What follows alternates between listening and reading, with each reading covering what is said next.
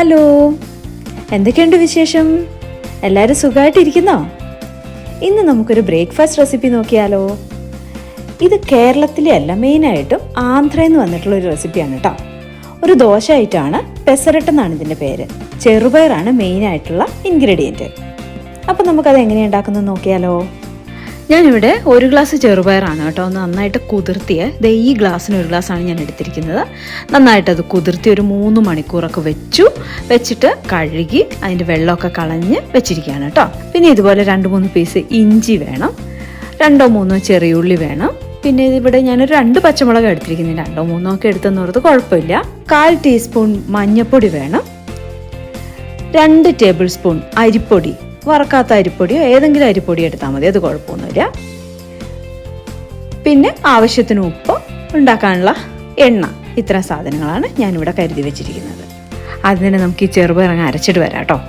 ചെറുപയറും പച്ചമുളകും പിന്നെ ഇഞ്ചിയും ഉള്ളിയും കൂടെ ചേർത്തിട്ട് നമുക്ക് അരച്ചിട്ട് വരാം. അരയ്ക്കുമ്പോൾ ഒരുപാട് വെള്ളം വേണ്ട, ഒരു 3/4 ഗ്ലാസ് വെള്ളം ഒഴിക്കാം കേട്ടോ. ഇനി വേണമെങ്കിൽ നമുക്ക് പിന്നെ ചേർക്കാമല്ലോ നീ.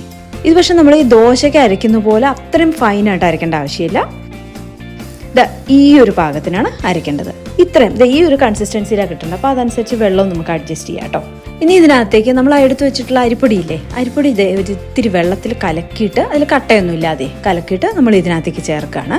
ചേർത്ത് കഴിഞ്ഞിട്ട് ഒരു 1/2 ടീസ്പൂൺ വേണ്ട, 1/4 ടീസ്പൂൺ മഞ്ഞൾപ്പൊടി മതി. 1/4 ടീസ്പൂൺ മഞ്ഞൾപ്പൊടി ചേർക്കുന്നു. ഇതിന് ശേഷം നമുക്ക് ആവശ്യത്തിനുള്ള ഉപ്പും കൂടെ നമുക്ക് ഇതിനകത്തേക്ക് ചേർക്കാം. എന്നിട്ട് നന്നായിട്ടൊന്ന് മിക്സ് ചെയ്ത് കൊടുക്കണം. ഈ നേരത്തെ ഞാനിവിടെ ദോശക്കല്ല് അടുപ്പത്ത് വെച്ചിട്ടുണ്ടായിരുന്നു. അതൊന്ന് ചൂടാകാൻ വേണ്ടി ഞാൻ വെയിറ്റ് ചെയ്യുക. ഞാൻ ഈ ദോശക്കല്ലിൽ കുറച്ച് എണ്ണ പുരട്ടിയിട്ടുണ്ടേ. കഴിയുന്നത് ഇതിന് നല്ലെണ്ണ തന്നെ ഉപയോഗിക്കും കേട്ടോ. ഇഷ്ടമില്ല, ഇനി നല്ലെണ്ണയുടെ ടേസ്റ്റ് ഇഷ്ടമില്ലാത്തവരാണെങ്കിൽ വെളിച്ചെണ്ണ ഉപയോഗിച്ചോളൂ, കുഴപ്പമില്ല. അപ്പം ഞാൻ നല്ലെണ്ണയാണ് ഇപ്പോൾ ഇവിടെ പുരട്ടി വെച്ചിരിക്കുന്നത്.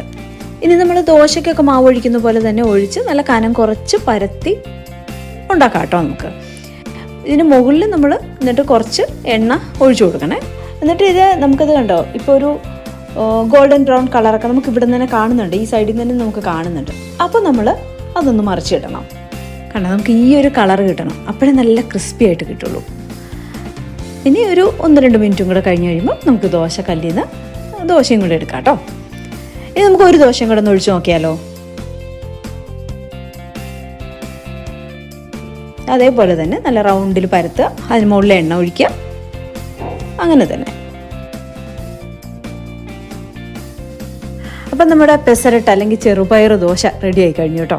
ഇതിനിപ്പോൾ കോമ്പിനേഷനായിട്ട് നമുക്ക് വേണമെങ്കിൽ നമ്മുടെ നാളികേര ചട്നി ഇല്ലേ, അത് ഉപയോഗിക്കാം, ചട്നിപ്പൊടി ഉപയോഗിക്കാം, അല്ലെങ്കിൽ ടൊമാറ്റോ ഓണിയൻ ചട്നി നമ്മൾ കഴിഞ്ഞ ദിവസം ഉണ്ടാക്കിയില്ലേ, അത് ഉപയോഗിക്കാം. ഇവിടെ ഞാൻ ഉപയോഗിക്കുന്ന ഓണിയൻ ടൊമാറ്റോ ചട്നിയും ചട്നി പൗഡറും കൂടിയാണ് കേട്ടോ. ചട്നി പൗഡറിൻ്റെ റെസിപ്പി ഞാൻ ഉടനെ തന്നെ ഒരു വീഡിയോ ചെയ്തിടാം കേട്ടോ. ചെറുപയർ നമുക്കൊക്കെ അറിയാമല്ലോ, നല്ല പ്രോട്ടീൻ റിച്ച് ആണല്ലേ. അപ്പോൾ ഇത് വളരെ ഹെൽത്തി ആയിട്ടുള്ള ഒരു ദോശയാണ്. ഇടയ്ക്കൊക്കെ നമുക്ക് ധൈര്യമായിട്ട് ഉണ്ടാക്കി കഴിക്കാവുന്ന ഒരു ദോശയാണ് കേട്ടോ. ഓണിയൻ ടൊമാറ്റോ ചട്നിയുടെ റെസിപ്പിയുടെ ലിങ്ക് ഞാനിവിടെ ഡിസ്ക്രിപ്ഷൻ ബോക്സിൽ ഇട്ടേക്കാം കേട്ടോ. ഇനിയിപ്പം ട്രൈ ചെയ്യാത്ത ആരെങ്കിലും ഉണ്ടെങ്കിൽ അത് നോക്കി ട്രൈ ചെയ്തോളൂ കേട്ടോ. വളരെ ഹെൽത്തി ആയിട്ടുള്ള ഈ ഒരു ബ്രേക്ക്ഫാസ്റ്റ് ഐറ്റം എന്താണെങ്കിലും നിങ്ങളൊന്ന് ഉണ്ടാക്കി നോക്കണം കേട്ടോ. തൽക്കാലം നമുക്ക് നിർത്താം അല്ലേ. അപ്പോൾ ഈ ചാനൽ ആരെങ്കിലും സബ്സ്ക്രൈബ് ചെയ്യാൻ മറന്നു പോയിട്ടുണ്ടെങ്കിൽ ഒന്ന് സബ്സ്ക്രൈബ് ചെയ്തേക്കണേ. അപ്പം ഞാൻ പോയിട്ട് വരട്ടെ. Till then, bye bye, take care.